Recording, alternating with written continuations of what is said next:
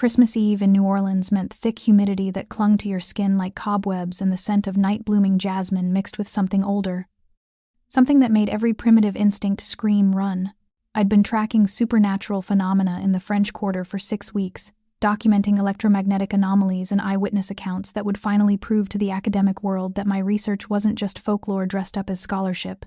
My mentor at Tulane, Dr. Patricia Reeves, had warned me against investigating Street Louis Cemetery one after dark, but she didn't understand what was at stake my entire career. My credibility, everything I'd sacrificed hung on this investigation. The cemetery gates should have been locked at sunset, secured by both the city and whatever supernatural forces supposedly protected the dead. But someone had left them open. An invitation or a warning, I wasn't sure which. I clutched my infrared camera in one hand, digital EMF detector in the other, and felt the reassuring weight of my grandmother's iron blade strapped to my thigh, supposedly useless against most supernatural entities. But the family heirloom had been passed down with whispered stories about things that walked between worlds. Candlelight flickered between the weathered crypts ahead. Not electric, not the glow of flashlights or phones, actual flame dancing in the humid December air, defying the faint breeze that rustled through the Spanish moss hanging from ancient oak trees. I crept closer, heart hammering against my ribs, and pressed myself against a marble monument, worn smooth by 2 centuries of rain and grief. That's when I saw him. Elijah Franklin stood at the center of a ritual circle, drawn in what looked disturbingly like fresh blood, his pale skin almost luminous in the candlelight, long hair falling past his shoulders in waves that caught the flames' glow. He wore an immaculate cream-colored suit that seemed to shimmer with its own light, the deep burgundy shirt beneath open at the collar. But it was his eyes that froze me in place, red as freshly spilled blood, burning with an intensity that was absolutely, undeniably inhuman as he spoke words in a language I didn't recognize, but that made my bones ache with their wrongness. I should have run. Every survival instinct I possessed screamed at me to turn and flee, to forget what I'd seen, to choose life over proof, but my hands moved on their own, raising the camera, adjusting the settings for low light. This was it. This was the evidence that would validate everything. The shutter clicked once, twice. The candle flames guttered and died simultaneously, plunging the cemetery into darkness. "How unfortunate," a voice said from directly behind me, smooth as silk and cold as a grave. "We have an uninvited guest." I spun, fumbling for the iron blade, but hands impossibly strong, impossibly cold, locked around my wrists before I could draw it. 2 figures had materialized from the shadows, moving with a fluid grace that was wrong, that violated every law of physics I understood. The woman was elegant, despite her predatory stillness. Dark hair piled in an elaborate style that looked centuries out of place. The man was younger looking, handsome in a way that was too perfect, too symmetrical, like a statue come to life. "Genevieve." "Julian," the first voice said, and I watched Elijah Franklin step out of his ritual circle, as if the blood-drawn symbols had never held him at all. "Secure our observer. Gently, she's fragile." "I'm not an observer," I managed, hating how my voice shook. "I'm a researcher. Dr. Shelly Mathers, Department of Folklore and Mythology at—" "We know who you are, Dr. Mathers." Elijah moved closer, and I realized he was taller than he'd appeared from a distance, at least 6'2", with a presence that seemed to fill the space around him. Those red eyes studied me with an intelligence that was distinctly, terrifyingly aware. "We've been aware of your investigations for some time. Following you was how we knew to expect potential interference tonight." My camera. I glanced down to find it gone, along with my EMF detector and the backup recorder I'd hidden in my jacket pocket. The woman Genevieve held them delicately, examining the camera's display screen with mild interest. 17 photographs, she said, her accent placing her somewhere in Europe, though when exactly was harder to determine. "Quite clear, actually. You have a good eye for composition, even in crisis." "Delete them," Elijah said, not even looking. His attention remained fixed on me, those impossible eyes seeming to see straight through skin and bone to whatever thoughts I was desperately trying to hide. "All of them. And check for cloud backup." "I haven't done anything illegal," I said, trying to pull against Julian's grip and failing utterly. It was like being held by marble statues. "This is public property. I have every right to witness a sacred ritual?" Elijah's lips curved in something that wasn't quite a smile. "To document what you've been calling evidence of vampiric activity in historical New Orleans burial sites in your research proposal? Tell me, Dr. Mathers, Did you actually expect to find us? Or were you hoping to prove we were merely legend? The word hung in the humid air between us. Vampiric. He'd said it so casually, as if discussing the weather rather than confirming every impossible thing I'd theorized, every hypothesis my colleagues had mocked, every late-night research rabbit hole that had cost me friendships and professional relationships. You're really... I started. Yes. He stepped closer still, and I could see that his skin wasn't just pale but seemed to have a subtle luminescence, as if lit from within by something that wasn't quite light. And you, Dr.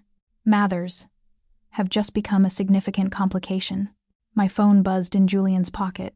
He'd taken that too, apparently. He pulled it out, glanced at the screen, and showed it to Elijah. Patricia Reeves. 7th call in the last hour. My mentor, I said quickly. She knows where I am. If I don't check in, she'll call the police, campus security. She'll call no one who can help you. Elijah took my phone, silenced it with a gesture that seemed too fluid to be entirely human. Because what happens next, Dr. Mathers, occurs far beyond the jurisdiction of mortal authorities. The word mortal sent ice down my spine despite the humid warmth. Bring her, Elijah said, turning away with the certainty of someone accustomed to being obeyed instantly. The car is waiting at the north entrance. We have very little time before the council's summons, and I need to determine exactly what to do with our uninvited witness. Genevieve and Julian moved me between them, not roughly but with inexorable strength, through the maze of crypts toward where I could now see a vehicle waiting, a sleek black car that looked like it cost more than my annual salary, idling silently with tinted windows that reflected nothing. I considered screaming. But who would hear in a cemetery at nearly midnight on Christmas Eve? I thought about fighting, but the strength in Genevieve's grip alone told me how that would end. I'd walked directly into my own research, and there was no methodology, no academic framework, no rational analysis that would extract me from this situation. Where are you taking me? I asked, trying to keep my voice steady as they guided me toward the car. Somewhere we can have a more private conversation, Elijah said, opening the rear door himself with old-fashioned courtesy that was somehow more unsettling than outright menace. Somewhere you can understand the position you've put both of us in, Dr. Mathers, and somewhere I can decide whether you represent an opportunity. He paused, those red eyes meeting mine with an intensity that made my breath catch, or a threat that must be permanently neutralized. The drive through New Orleans felt like descending through layers of reality. We left the French Quarter behind, moved through neighborhoods I recognized, then ones I didn't, until finally the car turned onto a private drive marked only by an ornate iron gate that opened silently at our approach. The property beyond was massive, a Garden District mansion that looked like it had been transplanted directly from Gothic European architecture, all arched windows and widow's walks and stonework that probably predated the Louisiana Purchase. Welcome to my home, Dr. Mathers, Elijah said as the car stopped before the main entrance. I apologize for the circumstances of the invitation, but you really should have heeded Dr. Reeves's warnings about investigating locations after dark. The interior was exactly what I should have expected and somehow still shocking in its reality. No mirrors anywhere, I noticed immediately. Heavy curtains blocked every window despite the late hour. The furniture looked antique, not reproduction antique, but actually aged. Pieces that belonged in museums. Candelabras provided lighting despite the presence of electric fixtures. And everywhere I looked, small details confirmed the impossible. This was a vampire's home, decorated and maintained by someone who'd watched centuries pass. Genevieve guided me down a hallway lined with portraits, men and women in period dress spanning what looked like the 17th century to the present, all painted with the same eerie realism, all featuring subjects with that same subtle luminescence in their skin. Family? Coven members? Victims? We stopped at a heavy wooden door. Genevieve opened it to reveal a bedroom that was somehow both luxurious and deeply unsettling. A 4-poster bed with curtains that looked like they'd cost more than my car, an antique vanity without a mirror, a window seat overlooking gardens I could barely see in the darkness, and everywhere, small reminders that this was a cage. However gilded, reinforced locks on the windows, the door that closed with an audible click of substantial bolts, the absence of anything that could be used as a weapon. Rest, Genevieve said, not unkindly. Elijah will speak with you shortly. He's dealing with unexpected complications from your arrival. Then I was alone. I immediately checked the windows locked, and the glass was so thick it had to be bulletproof or something similar.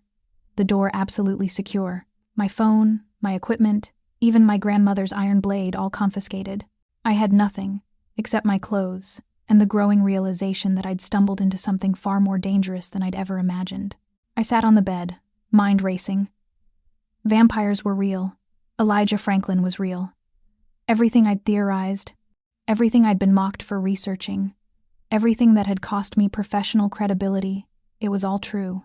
And I was trapped in a vampire's mansion on Christmas Eve, with no way to call for help, and no idea what he planned to do with me.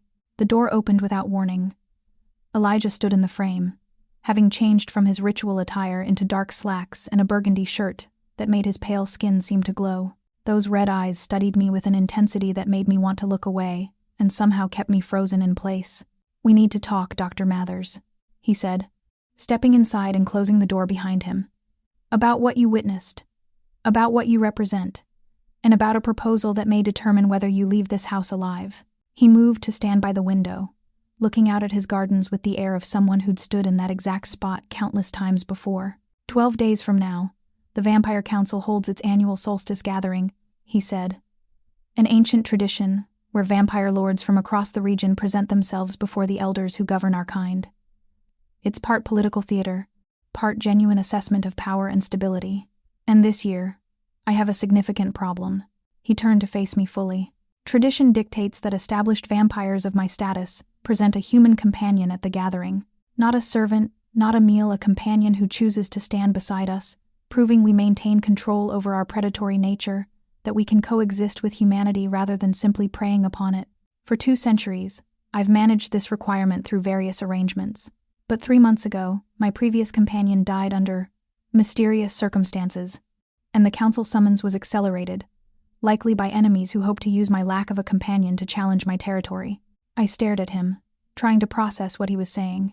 "You want me to pretend to be your companion? I need you to convincingly portray someone who willingly stands beside a vampire," he corrected. "Someone who knows what I am and chooses partnership anyway. Someone whose presence proves I'm not the monster the council's opposition claims." And in exchange, he pulled something from his pocket. "My phone. You receive what you've been seeking. Proof. Answers. Access to knowledge about the supernatural world that no other researcher has ever obtained. Documentation of vampire society from within. Everything you'd need to validate your career, published under whatever conditions protect both of us. And after the gathering, assuming you perform convincingly, you walk away free with your memories intact and your research vindicated. And if I refuse?" My voice came out steadier than I felt. Elijah's expression didn't change, but something cold flickered in those red eyes. "Then I erase your memories of tonight, remove all record of your research into supernatural phenomena, and release you back into New Orleans. But understand, Dr. Mather's memory erasure is imperfect, and once you leave my protection, there are others of my kind who would see you as prey rather than person. The Crimson Court, particularly, has been watching your investigations with interest. They don't share my restraint regarding human researchers. It wasn't really a choice at all. It was survival dressed up as negotiation." "How long?" I asked. 12 days of preparation. 1 night for the gathering itself. Then, freedom." He held out my phone like an offering. "But first, to make this convincing to vampires who can sense deception and read emotional resonance, we need to establish a blood bond. Nothing invasive, just enough of a connection that when I present you, the elders will sense genuine ties between us rather than obvious coercion." My hand went instinctively to my throat. "You want to drink my blood. A small amount. Enough to create psychic resonance. You'll sense my presence, my emotions. I'll sense yours. It makes the lie more convincing because it stops being entirely a lie." He moved closer, and I caught a scent like old books, and something darker, earthier. "I give you my word, Doctor. Mathers, I will not drain you, will not turn you, will not harm you beyond what's necessary to establish the bond. But I need your consent. The magic doesn't work otherwise." I looked into those impossible red eyes and made the calculation every researcher makes when pursuing dangerous knowledge. How much risk was I willing to accept for the truth? "If I do this," I said slowly, "I want everything documented. Full access to information about vampire society, history, culture. I want to understand what I'm agreeing to." "Agreed." He extended one pale hand. "Do we have an arrangement, Dr. Mathers?" I took his hand. His skin was cool, not cold like marble that had been kept in shadow. The moment our palms touched, I felt something spark between us, some recognition that went deeper than conscious thought. "We have an arrangement," I whispered. Elijah smiled then, and for the first time, I saw the flash of fangs. "Then let's begin." He guided me to sit on the edge of the ornate bed, then pulled a velvet chair close enough that our knees almost touched. The proximity should have felt invasive, but there was something oddly courteous about how he positioned himself close enough for the ritual, but leaving me space to breathe, to process what was about to happen. "The bond requires 3 things," Elijah said, his voice dropping to something almost gentle. "My venom, to mark you as under my protection. Your blood, to establish the psychic link, and your consent genuine, spoken consent, or the magic simply won't take. And this will let me sense you? Your emotions?" My voice sounded steadier than I felt. "And I'll sense yours. Think of it as opening a door between our consciousness. Not completely, we won't read each other's thoughts, but emotions, particularly strong ones, will resonate across the bond. When you're afraid, I'll feel it. When I'm—" He paused, something flickering across his face. "When I feel certain things, you'll sense them as well. How long does it last? The preliminary bond? It can be broken after the gathering, if you wish. Dissolved through ritual, leaving only faint echoes." His red eyes held mine. "But for the next 12 days, we'll be connected in ways that may feel uncomfortably intimate. I won't lie to you about that, Dr. Mathers. This will change you." I thought about Patricia's warnings, about every horror story I'd documented in my research, about the very real danger sitting in front of me with fangs and red eyes and centuries of predatory existence. Then I thought about the alternative memory erasure, vulnerability to worse predators, losing everything I'd worked for. "I consent," I said. "Do it." Elijah moved with that fluid, too fast grace, suddenly beside me on the bed rather than in the chair. One cool hand cupped the back of my neck, tilting my head to expose my throat. I could feel my pulse hammering against my skin, could smell my own fear sweat mixing with the jasmine from the garden outside. "Try to relax," he murmured, his breath cold against my neck. "Fighting makes it hurt more." Then his fangs pierced my skin, and the world exploded into sensation. Pain first sharp, burning, like needles of ice driving into my flesh. I gasped, hands flying up to grip his shoulders, felt muscle like stone beneath the expensive fabric of his shirt. But the pain lasted only seconds before something else flooded through me, warmth that spread from the wound like liquid gold. Pleasure that had no business existing alongside violation, a sense of falling into something vast and dark and infinitely old. Through it all, I felt him. Not just Elijah the vampire, but the consciousness behind those red eyes. Loneliness so profound it made my chest ache. Grief layered over centuries like geological strata, hunger that never entirely faded, an eternal companion. And beneath it all, something I hadn't expected: fear. He was afraid too. Afraid of what I represented. Afraid of connection. Afraid of caring about someone who would die while he endured. The psychic door swung open between us, and suddenly I understood things I shouldn't. Isabella, the lost love from 200 years ago, murdered by enemies who'd used her mortality as a weapon. The decades of isolation that followed. The careful distance he'd maintained from every human since. The bone-deep weariness of immortality without purpose or partnership. Then his venom hit my bloodstream, and conscious thought scattered into pure sensation. My back arched. My fingers dug into his shoulders hard enough that if he'd been human, I'd have left bruises. I heard myself make a sound that was half gasp, half moan, completely involuntary and deeply embarrassing. Elijah pulled back, and I felt the absence of his fangs like loss. His tongue swept across the wound, and I felt it close under some supernatural influence, healing in seconds. But the bond remained, thrumming between us like a live wire, carrying emotions back and forth in ways that made my skin feel too tight. I started, but words failed. "How did you describe having someone else's feelings suddenly occupying space in your head alongside your own?" "Overwhelming," Elijah finished. He'd moved back to the chair, putting physical distance between us even as the psychic connection pulsed with new intimacy. "It will settle within the hour, become background noise rather than screaming urgency. But you'll always sense me now, Dr. Mathers. My presence in the mansion, my general emotional state, and I'll sense you." He stood abruptly, moving toward the door with something that looked almost like retreat. "You should rest. The bond establishment is exhausting for humans. Genevieve will check on you shortly." "Wait," I called out. "What happens tomorrow?" He paused at the threshold, looking back with those impossible eyes. "Tomorrow, your real education begins. Sleep while you can, Dr. Mathers. You're going to need it." Then he was gone, the door closing with that solid click of serious locks engaging. I sat on the bed, hand pressed to my neck where his fangs had pierced, feeling the healed skin beneath my fingers, and the bond thrumming in my veins like a second heartbeat. I could sense him moving through the mansion, could feel the edges of his presence in ways that had nothing to do with physical proximity. There that was hunger, not for blood but for something he'd denied himself for so long I couldn't quite name it. And there grief, always present, like a bass note underlying everything else.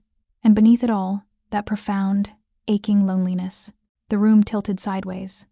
I lay back on the bed, meaning to just close my eyes for a moment, but the bond pulled me down into darkness like undertow. My last conscious thought was that I could still feel Elijah somewhere in the house, and he could feel me, and there was no going back from this. I woke to morning light filtering through gaps in the heavy curtains and the immediate, disorienting sensation of dual awareness. My own thoughts, my own feelings, and underneath them, like a radio playing in another room, the ghost of emotions that weren't mine. Hunger, but not for food.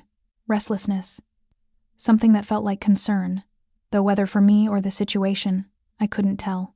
Elijah was awake somewhere in the mansion, and I knew it the way I knew my own heartbeat. The door opened, and Genevieve entered carrying a silver tray with breakfast that smelled incredible and made my stomach growl.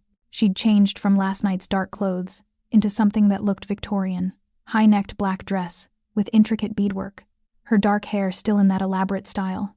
"Good morning, Dr. Mathers," she said, setting the tray on a small table by the window seat. "I trust you slept well.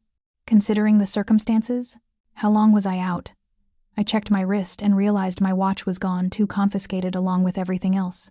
16 hours. The initial bond can be quite draining. She moved to the windows, drawing the curtains fully open to reveal the gardens in daylight manicured perfection that looked like it required a full-time staff. "Elijah wanted you to rest fully before we begin preparations." "Preparations for what, exactly?" Genevieve smiled, and I caught the flash of FANGS. "For transforming a paranormal researcher into a vampire's companion. We have 12 days to teach you everything about our world, etiquette, hierarchy, history, how to move in vampire spaces without triggering predator instincts. It's quite the curriculum." She gestured to a dress bag I hadn't noticed hanging on the wardrobe. "But first, you'll want to eat and change. Training begins in 2 hours. And Elijah is not known for his patience with tardiness." As if summoned by his name, I felt that pull through the bond, awareness sharpening, attention focusing in my direction. He knew I was awake. He was. Waiting? Preparing something? "What exactly did I agree to?" I asked quietly. Genevieve's expression softened with something that might have been sympathy. "You agreed to survive, Dr. Mathers. Everything else, we'll figure out as we go." She moved toward the door, then paused. "One word of advice? The bond goes both ways. He can feel you just as clearly as you feel him. Guard your thoughts accordingly." Then I was alone again, staring at the breakfast tray and the dress bag and the gardens beyond the window, feeling Elijah's presence somewhere below like gravity pulling at my awareness. I'd wanted proof of the supernatural world. I'd gotten far more than I'd bargained for. The dress Genevieve had left was deep emerald silk that whispered against my skin like something alive. Too expensive, too elegant. Nothing like the practical clothes I usually wore to research sites. When I emerged from the bedroom 2 hours later, feeling like an imposter in designer fabric, I found Genevieve waiting in the hallway, with an expression that managed to be both approving and critical. "Better," she said, circling me with predatory assessment. "Though we'll need to work on your posture. You carry yourself like someone apologizing for taking up space. In vampire society, that reads as prey behavior." She led me through corridors lined with more of those unsettling portraits, down a grand staircase that belonged in a European castle, and into a ballroom that had been converted into something between a classroom and a throne room. Julian waited there, leaning against an ornate fireplace with the casual grace of someone who'd had centuries to perfect, looking effortlessly dangerous. "Our student arrives," he said, red eyes assessing me the same way Genevieve's had. "Tell me, Dr. Mathers, do you know how to curtsy? I'm a folklore researcher, not a debutante." "Then we have considerably more work than anticipated." Genevieve moved to stand beside him, and I realized this was a coordinated effort, 2 ancient vampires tag-teaming my education. The Vampire Council consists of elders who've lived through centuries of human history. They expect certain protocols, Proper forms of address, specific gestures of respect, body language that conveys partnership rather than coercion. For the next 4 hours, they drilled me relentlessly. How to address Valentina the Roman without implying disrespect for her age. How to acknowledge Constantine without triggering his warrior's pride. How to move through vampire spaces without the quick, startled movements that apparently screamed, "Chase me," to predatory instincts I couldn't see but they assured me were always present. "Never run," Julian said for the 5th time as I struggled through another formal greeting. "Never show fear. Vampires are apex predators, Dr. Mathers. We've evolved to respond to prey behavior with hunger. If you panic at the gathering, you won't just embarrass Elijah. You'll trigger feeding responses from vampires who haven't fed in days, specifically to maintain control during the ceremony." "That's a comforting thought," I muttered, and Genevieve's hand shot out faster than I could track, tilting my chin up. "And sarcasm reads as aggression in some of the older dialects. You'll want to moderate that particular defense mechanism." Her grip was gentle but absolutely unyielding. "I understand this is overwhelming, but the council gathering isn't a research opportunity, Dr. Mathers. It's a political minefield where one wrong move could get you and Elijah killed. We need you to take this seriously." Through the bond, I felt a flicker of something from elsewhere in the mansion. Elijah, aware of my frustration, my exhaustion, the growing panic that maybe I'd agreed to something impossible. Then surprisingly a pulse of what felt like reassurance, or at least acknowledgement that this was difficult. "He's watching through the bond," Julian observed, noticing my distraction. "Monitoring your progress, your emotional state. That's what the blood bond does, Doctor. Mathers, it makes privacy nearly impossible." "Wonderful," I said flatly. "So he feels everything I'm feeling?" "Strong emotions, certainly. The terror when I mentioned feeding responses? He definitely felt that." Julian's smile showed too many teeth. "Just as you'll feel it when he feeds, when he hunts, when he experiences other strong sensations." The implication hung in the air, and I felt heat rise in my cheeks, even as I felt that distant presence sharpen with something that might have been amusement or irritation, or both. That night, after Genevieve finally released me from etiquette training with the warning that we'd resume at sunset the next evening, I found myself drawn to the library I'd glimpsed earlier. The room was exactly what a centuries-old vampire's library should be, floor-to-ceiling shelves packed with books in a dozen languages, comfortable leather chairs positioned near a fireplace that crackled with real flame, and windows that looked out over the gardens now lit by subtle landscape lighting. Elijah sat in one of the chairs, reading something that looked older than the United States. He glanced up as I entered, and through the bond, I felt his surprise followed by something warmer, almost welcoming. "Dr. Mathers," he said, setting the book aside. "I trust Genevieve wasn't too harsh with your first day. She threatened to make me practice curtsying until my legs gave out if I didn't stop slouching." I moved into the room, drawn by curiosity stronger than caution. "Is this really necessary? All the protocol and formality? Would you walk into an academic conference without understanding the expected presentation format?" He gestured to the chair across from his. "The council gathering is similar. A highly structured event where deviation from protocol can have consequences far more severe than professional embarrassment." I sat, sinking into leather worn soft by centuries of use. The fire cast warm light across Elijah's pale features, making him look almost human except for those eyes, still burning red even in the fireplace glow. "How old are you?" I asked. "Really? I was turned in 1642, during the English Civil War. I'd been a soldier, nothing special, just another man trying to survive a conflict I barely understood." His gaze grew distant. The vampire who turned me saw potential. Or perhaps just convenience. The dying make easier converts than the healthy. 383 years. The number was staggering. "You've watched the entire modern world emerge. I've watched humanity invent technology I could never have imagined. I've seen empires rise and fall. I've adapted to each change while remaining fundamentally unchanged myself." He leaned forward slightly. "Tell me, Doctor Mathers, why folklore? Why dedicate your life to proving the existence of creatures most of your colleagues dismiss as myth?" The question caught me off guard with its genuine curiosity. Through the bond, I felt his interest, real and focused, not just polite conversation. "My grandmother," I said finally. "She was from a village in Romania, came to America when she was 16. She told me stories about things that lived in the forests, creatures that were neither animal nor human. When she died, she left me her journals, decades of documented encounters, eyewitness accounts.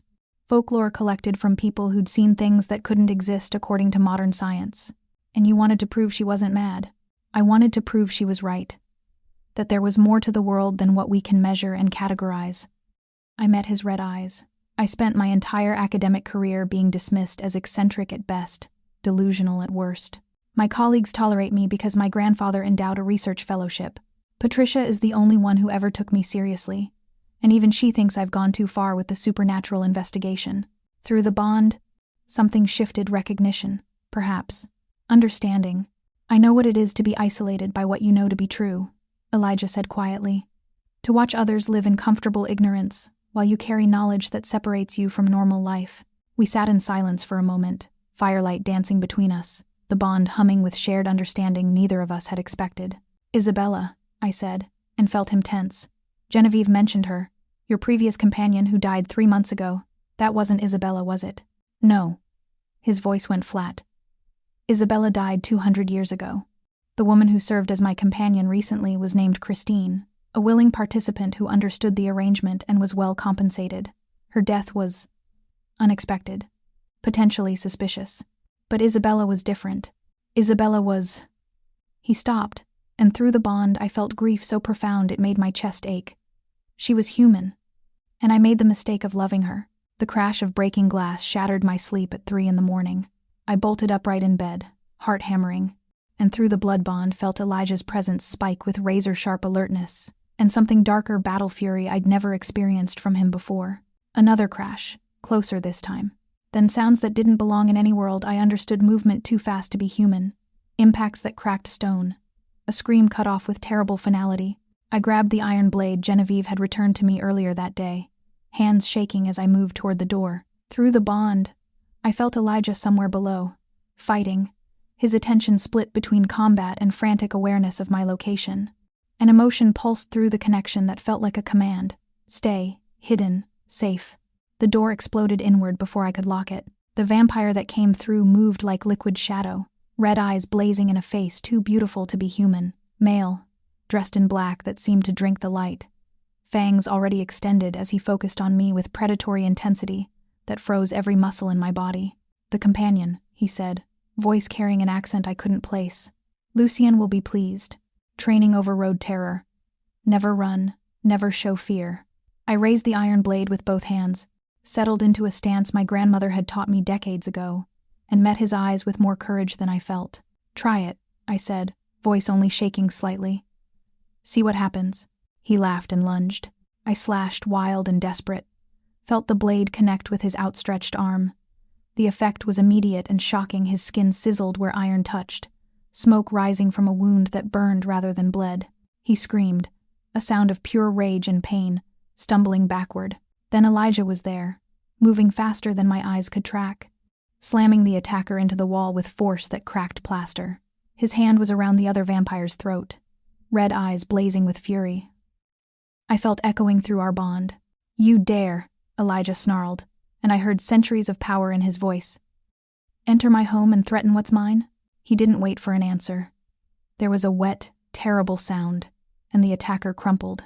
Elijah turned to me, and for a moment I saw him, as he truly was, not the courteous vampire lord but an apex predator, covered in blood that wasn't his own, ancient and lethal and absolutely terrifying.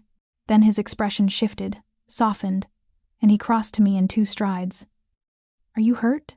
No, my hands were shaking so badly I nearly dropped the blade. He came through the door and I just reacted. You wounded him with iron. Something that might have been pride flickered across his face, even as fury still burned in his eyes. Clever. And incredibly foolish. You should have run. Should have... He stopped, jaw clenching. We'll discuss this later.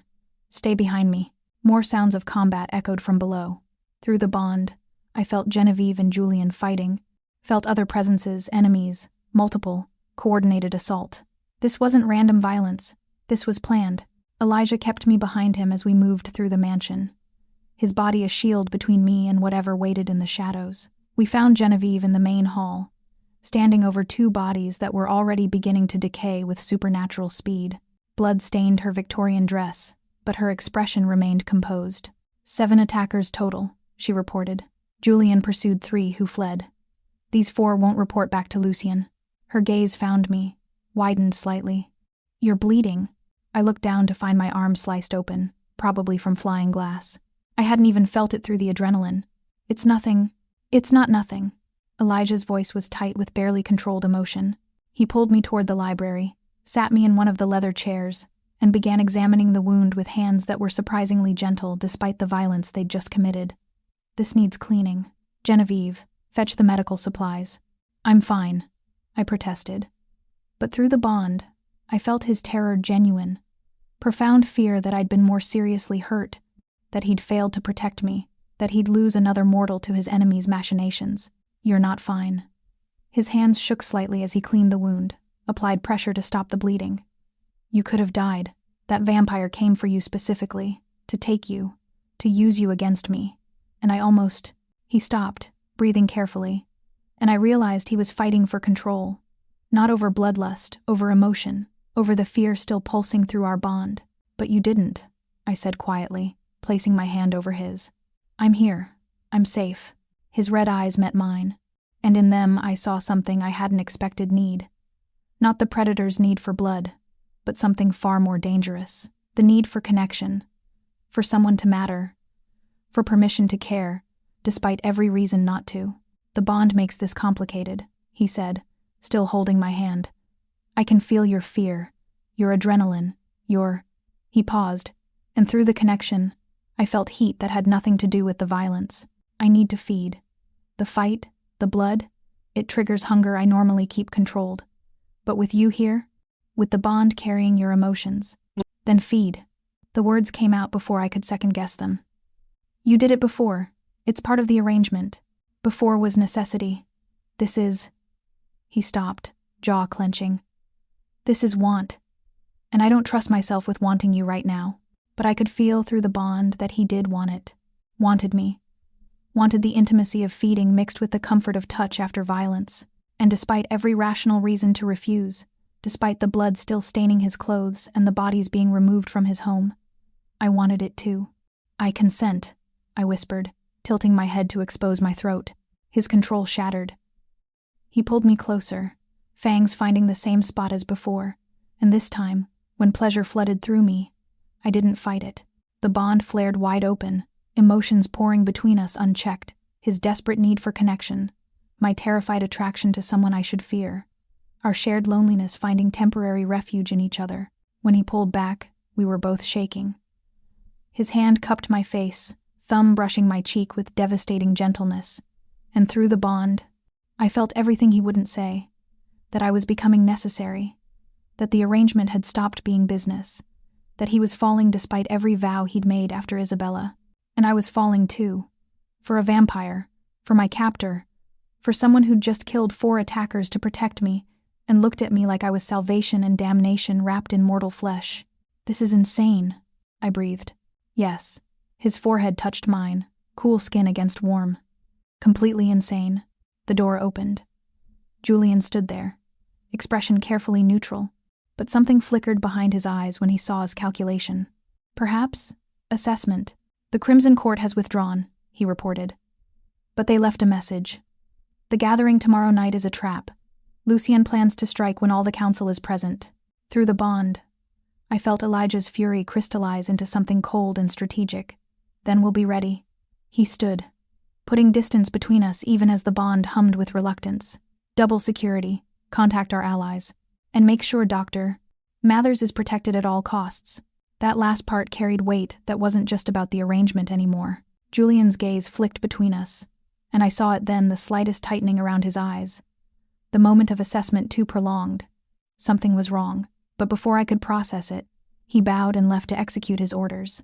You don't trust him, I said, reading Elijah through the bond. I trust him with my life. But emotion leaked through uncertainty, new and unwelcome. I've trusted him for 80 years, but not with mine? His silence was answer enough. The council estate rose from Louisiana swampland like something summoned from nightmare, a plantation mansion that predated the Civil War.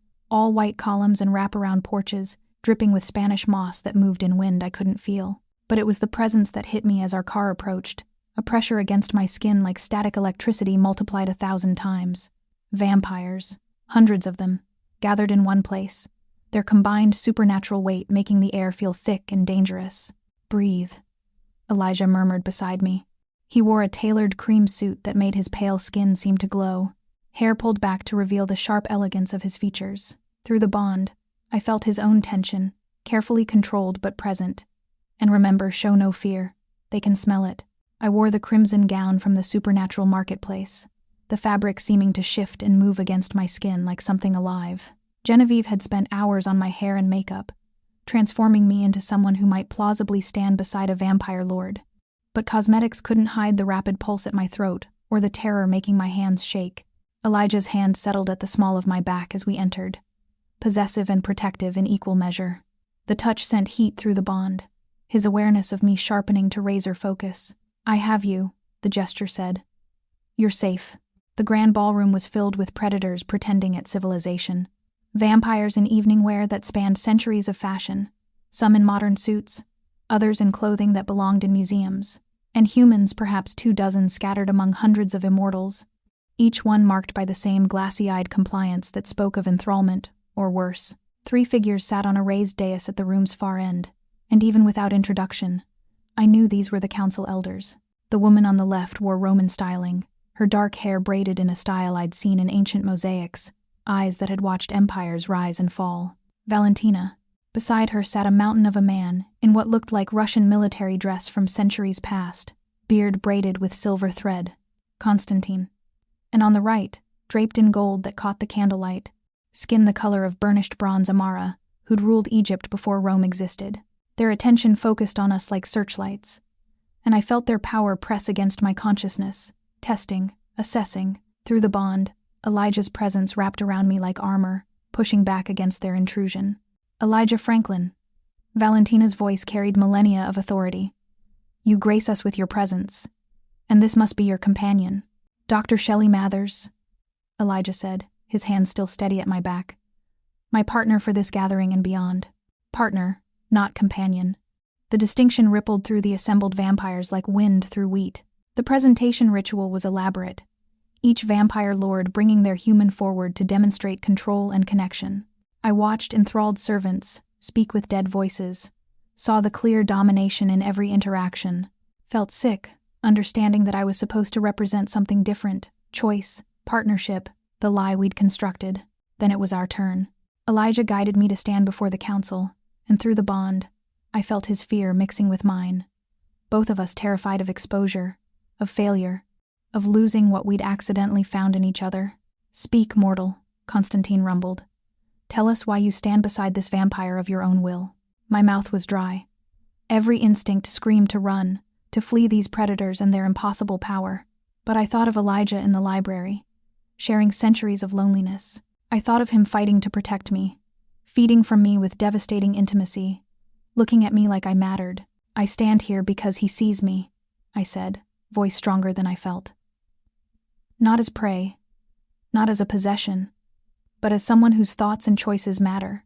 He offered me knowledge I'd spent my life seeking, yes, but more than that, he offered respect, partnership, the chance to exist in his world as myself rather than an extension of his will. Through the bond, Elijah's emotions surged, surprise, gratitude, something deeper I didn't dare name. Valentina leaned forward, ancient eyes boring into mine. "You carry his mark. The blood bond is clear, visible even to those of us who have not tasted mortal blood in centuries." Her gaze shifted to Elijah. "But does she carry your heart, Franklin? Or is this merely elaborate theater?" Before Elijah could answer, I felt it through the bond wrongness, sudden and sharp. Elijah's hand spasmed against my back, his entire body going rigid. Then he collapsed, red eyes wide with shock and pain, hitting the marble floor hard enough to crack stone. "Elijah!" I dropped beside him, hands finding his face. Through the bond, agony flooded, burning from the inside, poison spreading through his system, ancient and lethal. Julian stepped from the crowd, face cold and empty. "Vampire toxin," he said conversationally. "Extracted from nightshade that's fed on immortal blood for a century. Quite effective, I'm told." "You!" Rage overrode terror. I lunged for him, but he backhanded me casually, the impact sending me flying. I hit a column, tasted blood, felt ribs crack. Genevieve materialized between us, fury incarnate. Traitor. 80 years of loyalty for what? Lucien's promises? For power you were too blind to see. Julian's form blurred, and they clashed in combat too fast for my eyes to follow. Supernatural speed and strength turning the ballroom into a war zone. The council watched impassively. Through pain and terror, I understood vampire law forbade interference in coven disputes. We were alone. Then the windows exploded inward, and Crimson Court vampires poured through like floodwater. They moved with coordinated precision, clearly planned, heading straight for me, while Genevieve fought Julian and Elijah writhed on the floor, the poison burning through his system. I grabbed for my iron blade, managed to wound one attacker, but there were too many. Hands locked around my arms, my throat, lifting me off my feet. Through the bond, I felt Elijah's fury and terror, felt him trying to reach me, despite the toxin destroying him from within. Our eyes met across the chaos. His red gaze blazed with emotions the bond carried in crystal clarity. Rage at Julian's betrayal, terror of losing me, desperate love he'd tried so hard to deny. Then darkness swallowed me as they dragged me into the night. I woke in a warehouse that reeked of old blood and older death. My hands were chained above my head, iron manacles biting into my wrists, and standing before me was a vampire who could have been Elijah's brother, same pale beauty, same long hair, same red eyes. But where Elijah's gaze held centuries of carefully maintained humanity, this one's held only cold calculation. "Dr. Mathers," Lucien said, voice carrying European aristocracy. "How delightful to finally meet Elijah's latest obsession. Tell me, does he love you? Truly love you? Or are you simply convenient?" Through the bond, I felt Elijah's presence distant, weakened by poison, but desperately searching, coming for me despite being in no condition to fight. "He's coming," I said. "And when he gets here? When he gets here weakened and desperate, I'll kill him." Lucien moved closer, predatory grace in every movement. "Take his territory, his coven, everything he's built. But first, I'm offering you a choice, Dr. Mathers. Become my companion instead. I'll turn you, give you immortality, power, or refuse and die when Elijah does. Go to hell." He laughed. "You love him. How delicious. Does he love you enough to die for you? We'll soon find out." The warehouse doors exploded inward. Elijah stood there, supported by Genevieve and 3 other vampires I recognized from his coven. The poison had ravaged his skin even paler than usual. Movements slower, red eyes dimmed, but fury burned in them. And through the bond, I felt his absolute determination. "Let her go, Lucien. Come take her." Lucien's smile showed too many fangs. What followed was violence beyond anything I'd witnessed, vampires moving at impossible speeds, supernatural strength crashing against supernatural strength. Elijah fought despite the poison weakening him, each movement costing more than it should. He reached me, hands fumbling with my chains, and through the bond, I felt everything, his pain, his fear, his desperate need to get me to safety. Then Lucien was there, moving faster than Elijah could block. The wooden stake drove through Elijah's chest with a wet, terrible sound. Elijah's red eyes went wide. Through the bond, I felt his shock, his life beginning to ebb, the poison and the stake combining into mortal wounds that even a vampire couldn't survive. "Run," he gasped, blood on his lips. "Shelly, run." "No." I was screaming, crying, fumbling with the chains still holding me. "No, I'm not losing you." Genevieve's teaching flashed through my mind. Vampire blood could save dying vampires. But mortal blood at the moment of death could reverse the turning, create something unprecedented. An ancient ritual, forbidden because it required the human to nearly die. I looked at Elijah dying on the warehouse floor, felt through our bond his desperate love, an equally desperate wish for me to save myself. And I made my choice. My teeth found the manacle's edge, iron cutting my wrist as I dragged it across the metal. Blood welled hot and fast. I dropped beside Elijah, pressed my bleeding wrist to his lips even as he tried to turn away. "Drink," I commanded. "Save yourself. Choose me. Won't make you. Monster." Then we die together. I forced my blood past his lips, felt the ritual ignite as my mortal essence met his vampire nature at death's threshold. "I love you, you stubborn immortal bastard, so drink." His survival instinct overrode his protest. His fangs pierced my wrist. An ancient magic exploded between us, the blood bond multiplying 1,000-fold. Our essences tangling, mortality and immortality colliding in ways that bent reality. The stake began pushing free of his chest. His wounds started closing. But I was dying, blood loss dragging me down into darkness even as I felt him healing. Through dimming vision, I saw Lucien flee, saw Genevieve defending us, saw Elijah's red eyes blazing with horror and understanding. "Forgive me," he whispered, pulling me close. "Forgive me." Then his fangs found my throat, and transformation began. Pain woke me, not the sharp agony of injury, but something far worse, something fundamental. My body was dying and remaking itself simultaneously, every cell screaming as mortality burned away, and something else took its place. I tried to scream, but no sound came. Tried to move, but my muscles wouldn't obey. Through it all, one constant remained. Elijah's hand clasped in mine. His presence in the bond no longer distant, but overwhelming. Our consciousness bleeding together, as transformation rewrote what I was. "I'm here." His voice cut through the fever. "You're not alone. I promise you're not alone." Time lost meaning. Sometimes I surfaced enough to recognize Genevieve's face, to hear her explaining something about voluntary transformation and mutual bonds and magic that hadn't been seen in centuries. Sometimes I drowned in fever dreams, my grandmother's journals, Patricia's worried face, the cemetery on Christmas Eve, Elijah's red eyes in candlelight, my entire mortal life playing out in fragmented memories as I said goodbye to what I'd been. 3 days, Genevieve said later. 3 days of my body dying while something immortal took root in the ruins. When I finally opened my eyes, the world had changed. Everything was sharper, clearer, overwhelmingly intense. I could hear conversations happening blocks away, individual heartbeats in neighboring houses, the rustle of leaves in trees outside. Smell became a symphony, jasmine from the garden, old blood soaked into warehouse wood, the distinctive scent of vampire versus human versus something else I couldn't identify. And colors, God, the colors were almost painful in their vibrancy.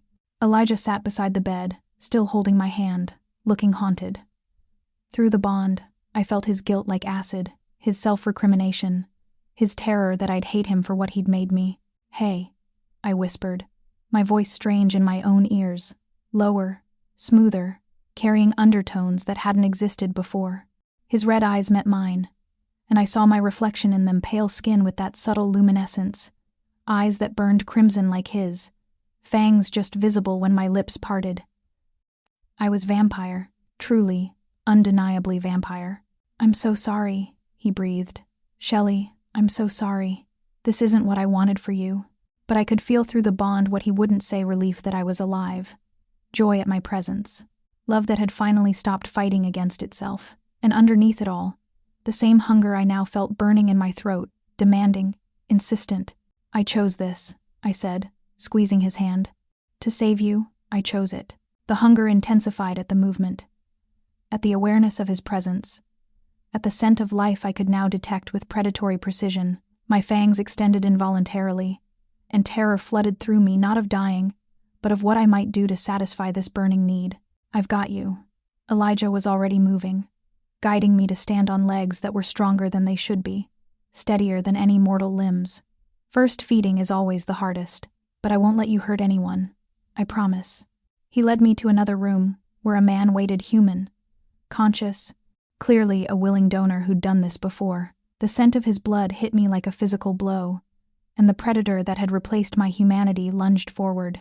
Only Elijah's hands on my shoulders kept me from attacking. "Control," he murmured. "You're stronger than the hunger. You choose when and how to feed, not the other way around."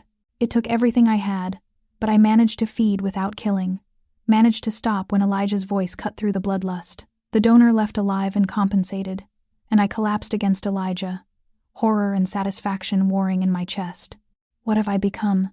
I whispered. "Someone who chose love over survival." His arms tightened around me. "Someone brave enough to sacrifice everything for what mattered. Someone I don't deserve but somehow found anyway." Through the bond, now complete and permanent, I felt the truth of his words. Felt his love wrapping around me like shelter. Felt his determination to help me navigate this new existence. Felt his quiet hope that maybe, despite everything, we could build something lasting. Patricia's face when she saw me was something I'd carry forever. The moment recognition became horror, understanding became grief. We'd arranged the meeting carefully, night obviously, in the garden where the jasmine still bloomed despite winter's approach. "Shelly," she breathed, and I heard her heartbeat accelerate with fear she tried to hide. "Oh God, Shelly, what did they do to you?" "What I asked them to do." I kept my distance, knowing my predatory nature would terrify her even more up close. "To save Elijah, I chose this, chose him." "You didn't choose." Tears tracked down her face. "He manipulated you, trapped you, made you think you wanted this. I lost you to the monsters. And you can't even see it. Or maybe I finally found where I belong." The words hurt to say, hurt worse because part of me understood her grief. "I know you can't accept this world, Patricia. I know you see me as victim rather than partner. But I'm not asking for your approval. I'm saying goodbye." We stood in the garden where I'd once been human, separated by a gulf wider than death. She was my mentor, my friend, my last connection to the mortal life I'd sacrificed. And I was releasing her, releasing that version of myself, choosing the path I'd taken despite its cost. "I'll protect you," I promised. "From distance, from shadows. You'll never see me again, unless you choose to. But you'll be safe. I swear it."